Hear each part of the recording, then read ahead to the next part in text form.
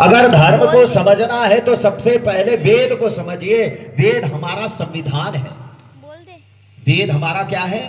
संविधान है। जैसे आज भारत वर्ष में जब हमारा देश आजाद हुआ तो उस समय पे संविधान एक लागू हुआ, संविधान बना, उस संविधान के अनुसार कार्य होता है। वैसे हमारे सृष्टि जब उत्पन्न हुई, सृष्टि में जब मनुष्य उत्पन्न हुए, मनुष्य आए, तो मनुष्य को जब पैदा हुआ, जब भेजा गया, तो उस समय पे परमात्मा ने एक संविधान दिया, उसका नाम क्या था? वेद।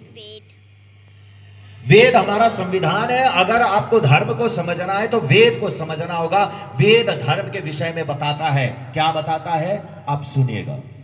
अक्षयरमादिभ्यः कृषिवत् कृषस्व वित्ते रमणस्व जुआ मत खेल खेती कर। ये धर्म बता रहा है कि अगर तू जुआ खेलेगा तो अधर्म करेगा, और खेती करेगा तो धर्म करेगा। लेकिन अगर उसको छोड़ते हुए अगर कोई कार्य करता है, जुआ करता है, तो वो अधर्म करता है। ये वेद का रास्ता बता रहा है।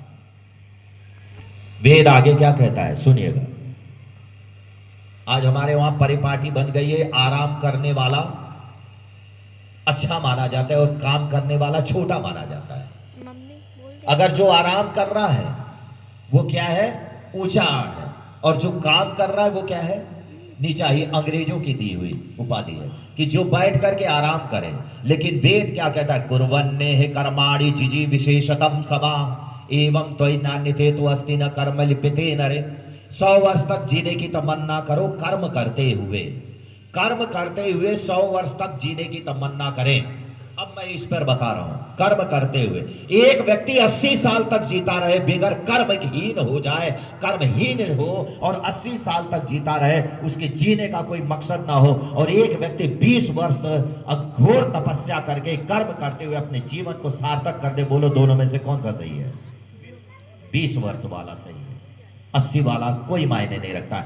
वेद कहता है कुर्वन्नेह कर्माणि जिजी विशेषतम समाह एवं त्वयि नान्यते तो अस्ति न कर्म लिप्यते नरे। वेद की आज्ञा को मानोगे तो धर्म करोगे।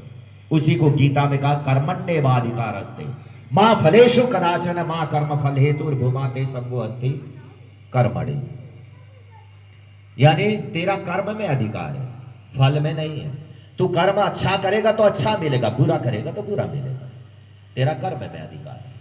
तो वेद सबसे पहले मनुस्मृति में बताया कि धर्म के मर्म को अगर जानना है, धर्म को अगर समझना है, तो वेद को समझना बहुत अति आवश्यक है। अगर जिसने